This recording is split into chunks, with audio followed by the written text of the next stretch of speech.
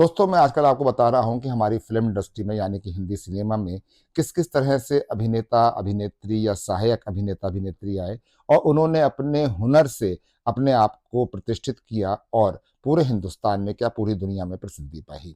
ऐसी ही एक खूबसूरत-सी, नाज़ुक-सी लड़की थी नाज़िमा। नाज़िमा जो है छोटी बहन बन के आया करती थी अभिनेता या अभिनेत्री की और वो कभी लीड रोल में नहीं आ पाईं, लेकिन वो इतनी खूबसूरत थीं, इतनी मासूम लगती थीं कि लोगों ने उन्हें अपने दिल से पसंद किया। नाज़िमा जो हैं वो 25 मार्च 1948 को मेहर उन-निसा के रूप में उनका जन्म हुआ और वो बॉलीवुड अभिनेत्री रहीं। 1960 और 70 के दशक की शुरुआत में फ़िल्मों में सहायक अभिनेत्री के रूप में अपनी भूमिकाओं के लिए सबसे ज़्यादा प्रसिद्ध रहीं। नासिक में उनका जन्म हुआ था और उन्हें बॉलीवुड की रेजिडेंट सिस्टर के रूप में जाना जाता है। और ये जो है अभिनेत्रियों के में दशक में शरीफा बाई जो थी 1930 की और हुस्न बानो जो थी 1940 की, ये इनसे भी संबंधित हैं जो क्रमशः उनकी दादी और चाची थीं।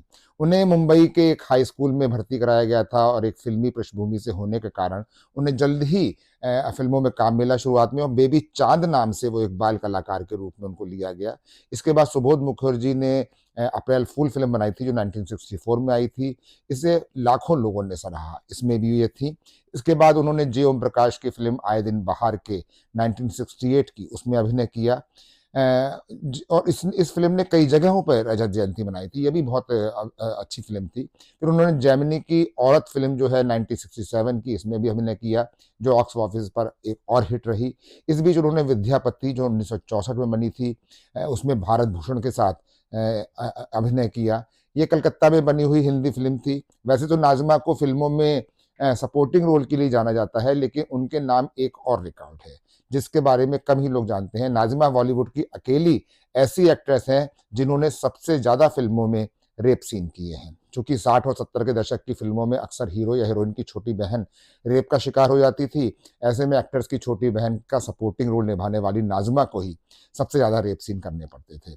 नाज़िमा के इनोसेंट लुक की वजह से उन्हें कई फ़िल्मों में हीरो या हीरोइन की छोटी बहन का किरदार निभाने का मौका खूब मिला। यहाँ तक कि वो उस दौर में बॉलीवुड की बहन के नाम से फ़ेमस हो गई थी। बतौर लीड हीरोइन नाज़िमा ने सिर्फ़ एक ही फ़िल्म में काम किया और वह थी 1975 में रिलीज़ हुई दयार-ए मदीना। 1965 में आई फ़िल्म आरजू के लिए बंगाल फ़िल्म जर्नलिस्ट एसोसिएशन ने उन्हें बेस्ट सपोर्टिंग एक्ट्रेस के अवार्ड से नवाजा था। इस फ़िल्म को रामायण के प्रोड्यूसर रामन सागर ने बनाया था।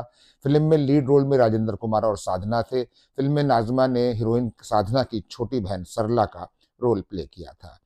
किसी को भी यकीन नहीं होगा कि संजीव कुमार की बतौर नायक पहली फ़िल्म जो आई थी निशान 1965 की, उसकी नायिका नाज़िमा है। याद करें इसके गाने को, हाय तबस्सुम तेरा धूप खिल गई, रात में हो या बिजली गिरी बरसात में। संजीव के साथ नाज़िमा की एक अन्य फ़िल्म भी याद आती है। प्रसाद प्रोडक्शन की गोल्डन जुबली हिट राजा और रंग। ओ फिर की वाली तू कल फिर आना, नहीं फिर जाना तू अपनी ज़बान से, ओ तेरे नैना है बड़े बेईमान से। अधिकार में देव मुखर्जी उनके दीवाने थे, कोई माने या ना माने, जो कल तक थे अनजाने, दो हम आज जान से प्यारे हो गए। ज़ैमनी की औरत में राजेश खन्ना के अपोजिट थी नाज़िमा। शोला उल्फत का भड़का दे, दिल में आग लगा दे। बाद के दिनों में संजीव कुमार, राजेश खन्ना तो सफलता की सीढ़ियाँ चढ़ते ही गई, मगर नाज़िमा को कुछ भी हासिल नहीं हुआ। 2 साल बाद डोली में वो राजेश खन्ना की बहन का किरदार कर रही थीं, फिर तो स्थायी बहन ही बन गई थीं। वो भी दुखियारी बहना गज़ल में सुनील दत्त की, तो बेईमान में मनोज कुमार की बहन, राखी बंधन है ऐसा, अनजाना में राजेंद्र कुमार के पीछे राखी लेकर घूमना पड़ता था, हम बहनों के लिए मेरे भैया आता है एक दिन साल में।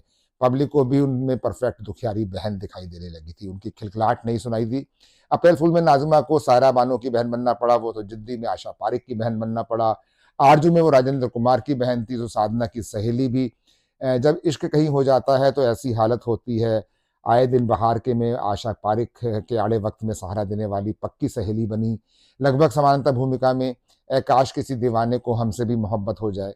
राजश्री फिल्म्स की कॉमेडी में फ़िल्म थी हनीमून में भी सहेली बनी लीना चंद्रवरकर के साथ भी नाज़िमा का रोल जो था बराबरी का था, जिसमें दोनों जो है अपने बॉयफ्रेंड से नाता तोड़कर अरेंज मैरिज करती हैं, मगर संयोग से लीना का पति जो है अनिल धवन जो होते हैं, वो नाज़िमा के एक्स बॉयफ्रेंड होते हैं।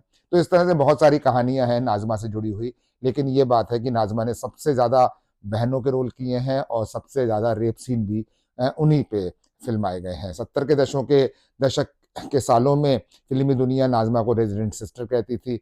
नाज़िमा ने इस बदहाली के लिए खुद को ही कसूरवार माना, क्योंकि उन्हें जल्दबाज़ी इतनी थी कि वो नायिका के रोल के लिए उन्होंने कभी लंबा इंतज़ार नहीं किया। इसलिए जो भी ऑफ़र आया, झट से उसे स्वीकार कर लिया, ये सोचकर कि प्रोडक्शन बड़ा है, फिर किसी की सहेली बनना या बहन बनना है, वो नामी स्टार है, उनकी सुंदरता और प्रतिभा बड़ी सुंदर थी ये अपने आप में, और प्रतिभा भी थी, लेकिन ये सब धरी की धरी रह गई। उनके आंसुओं में उनका दर्द किसी को दिखाई नहीं दिया, और नाज़िमा को अंतिम समय दीयार मदीना में देखा गया था, लेकिन उसके बाद वो गायब हो गई। किसी ने कहा कि उनको कैंसर हो गया था, उनकी डेथ हो गई, लेकिन ये झूठी बात थी।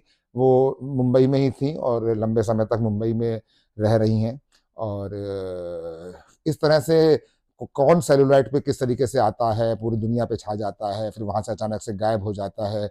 ये सब एक क्रम है, एक चक्कर है जो चलता रहता है, और फ़िल्म इंडस्ट्री इसके साथ-साथ चलती रहती है। तो अगले एपिसोड में आपको ऐसे ही किसी और कैरेक्टर के बारे में बताऊँगा, जो फ़िल्मों में आया, प्रतिष्ठा पाई, काम किया और समय के साथ गायब हो गया।